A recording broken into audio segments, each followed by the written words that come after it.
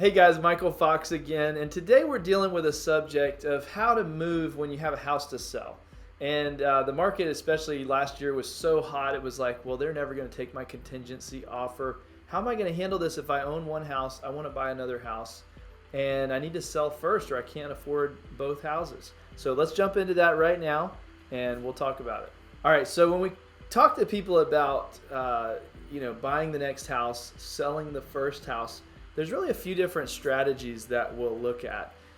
The first strategy that was more difficult a few months ago, but is actually back on the table lately, is making a contingency offer.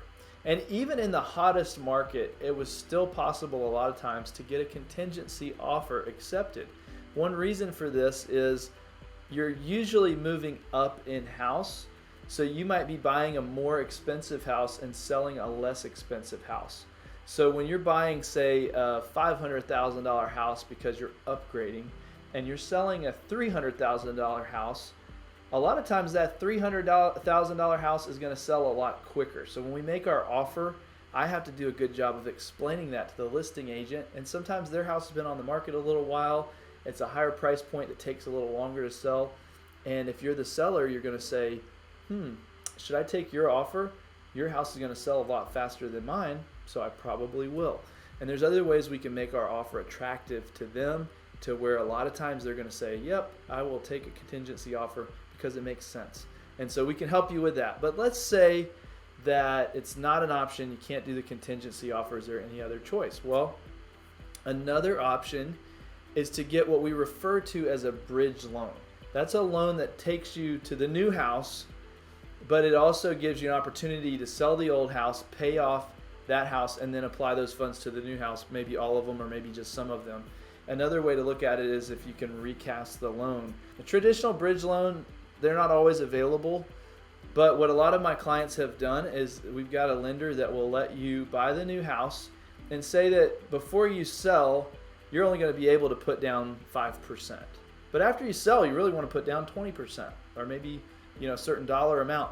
Well, we can go ahead and buy that new house. If you qualify, you put down the 5%, and then we want to know that that bank will let you recast the loan so that when you sell the original house, you can put that money on the new house, and without doing another closing or refinancing, you can apply another 10 or 15%, and they will redo or recast that loan to change all your payments, to take off the private mortgage insurance. It'll be just like you put that 20% down originally.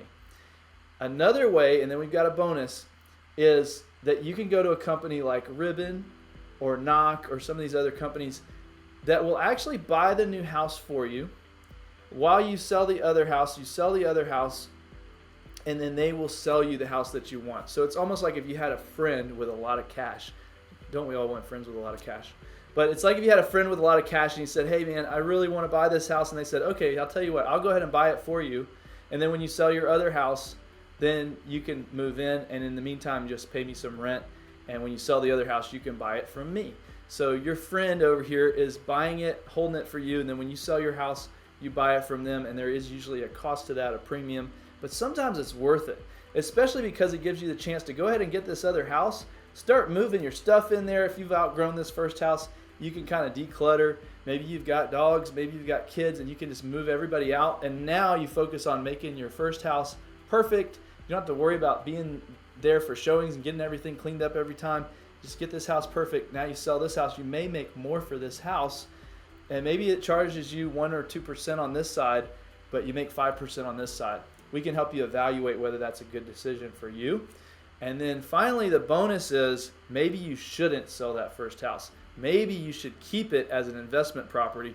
And if you get a renter to sign a lease, most banks these days will count that like you don't have that house payment, and they'll go ahead and let you qualify for the new house.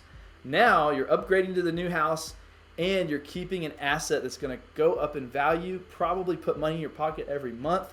And I think that's a great option too. So whatever it is, it all comes down to your situation, and I want to help you make the best decision. So give me a call, and we'll talk about how you can make your move as smooth as possible. Thanks for watching. Have a great day.